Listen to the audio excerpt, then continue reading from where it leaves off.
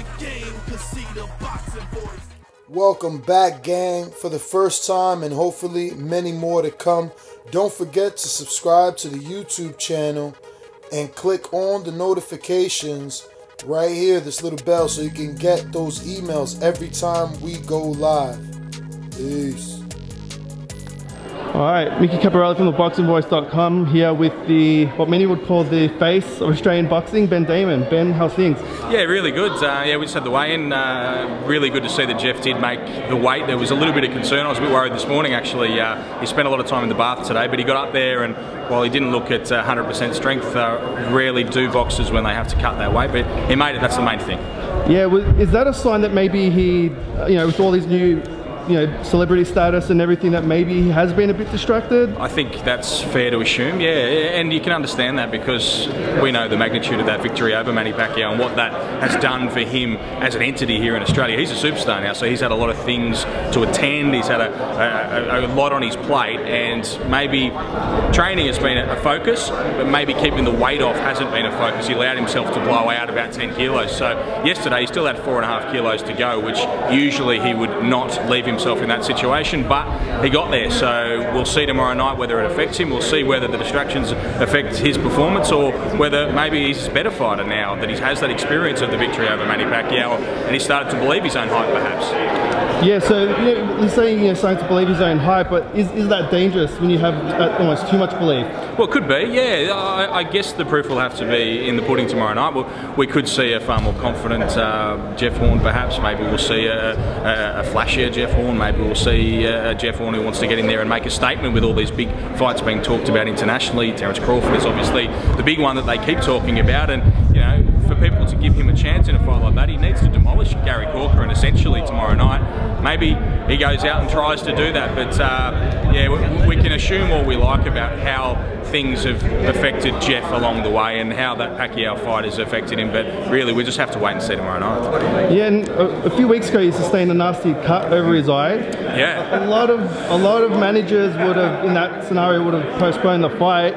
How much does that come into play tomorrow? Because I noticed at the weigh-in it's definitely visible. Yeah, it's a visible scar. It's only quite fresh too. I know the stitches only came out a couple of weeks ago, but there was never really any thought given to pulling out of the fight. I was a little bit surprised that that wasn't at least a consideration. I can understand why they've pursued it and gone ahead, but yeah, it's a target for Gary Corcoran, no doubt at all. And as we saw in the Pacquiao fight and other fights, Jeff does cut. So having that scar that is there in such a prominent position, I would be very surprised if we don't see some blood tomorrow night. Yeah, and that cut is on his left eye. On his right eye, he's where he got that nasty cut in the Pacquiao fight.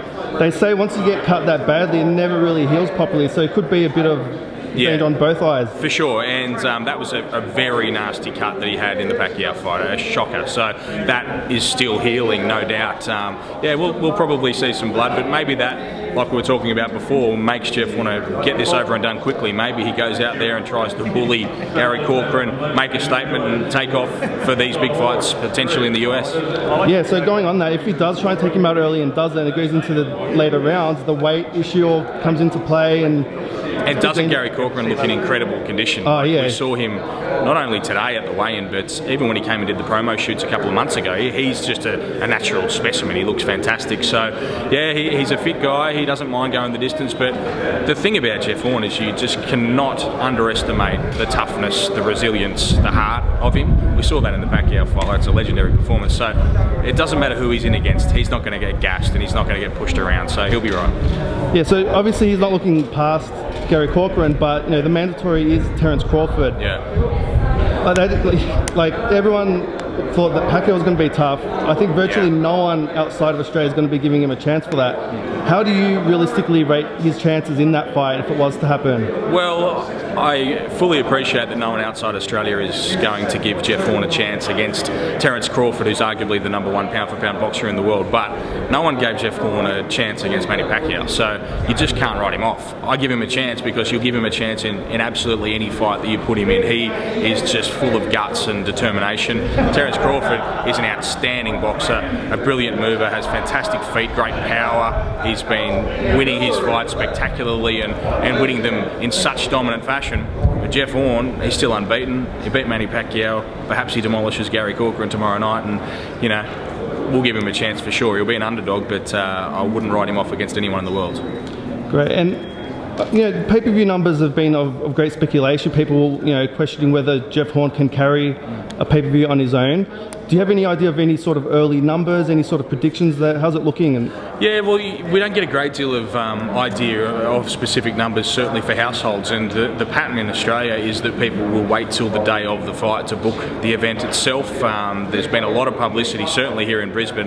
What we do have a good indication of is pubs and clubs, which are enormous for this fight. There are pubs and clubs around Australia who've never shown boxing before who are jumping on the Jeff Horn bandwagon because of what happened against Pacquiao. These are pubs and clubs that didn't even have the Pacquiao fight on, but they've come on now because Jeff Horn is everywhere and because the campaign has been relentless. So yeah, there's a question mark as to whether he's a pay-per-view fighter, but I think we'll find out tomorrow night that he most certainly is, because the publicity around him and the popularity that he's garnered from that victory against Manny Pacquiao and the way he's handled himself have made him a mainstream star in Australia, and that's what you need to be a pay-per-view fighter. Yeah, definitely. He's not your typical boxer, which is, you know, part of his appeal, isn't it? Yeah, it is.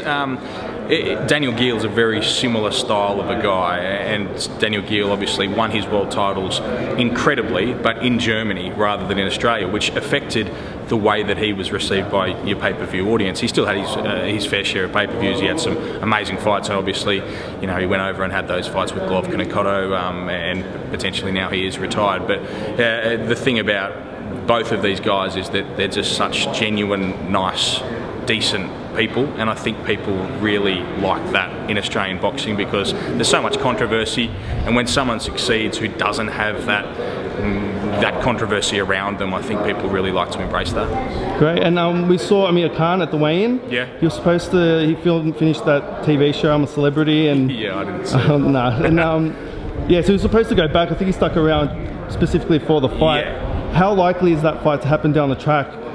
Well, it makes sense, doesn't it? He's a star over there. He's a big name. There's some, you know, there's a lot of good names in this division. So if Jeff hangs onto the belt, anything is possible. Any of these fights can be made, but he needs to hang onto the belt. So Terence Crawford's and Manny Pacquiao rematches, and Amir Khan, and all the rest of the welterweights, and potentially upper division as well, they'll have to wait because he's got to get through Corcoran first. Yeah, there's also talk that Anthony Mundine offered him $2 million for a fight.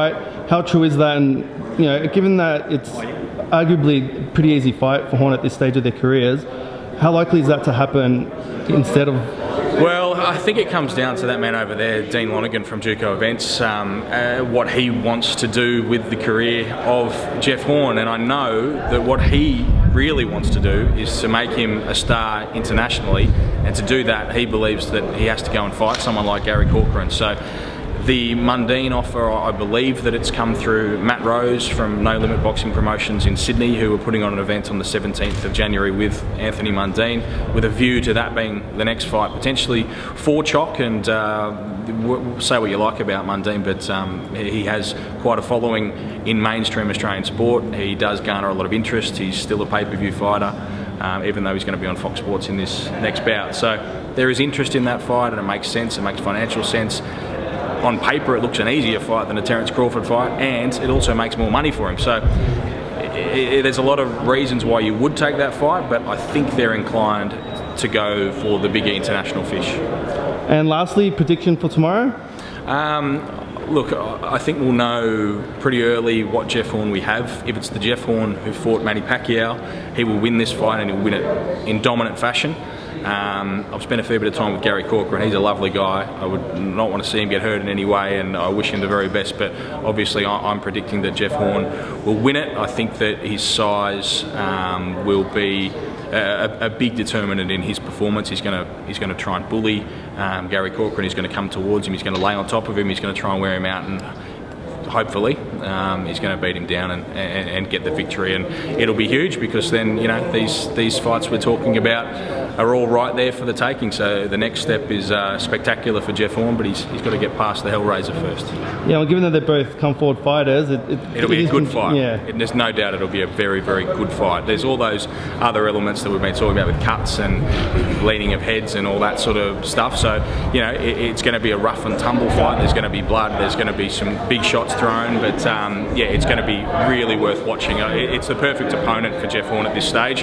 If this is the Jeff Horn that beat Manny Pacquiao, then he's going to look really good. Awesome. All right, Ben, thanks so much for your time. Thank you very much. Enjoy the fight tomorrow. Cheers, will do, yes. See you, mate. Game, 'cause see the boxing voice.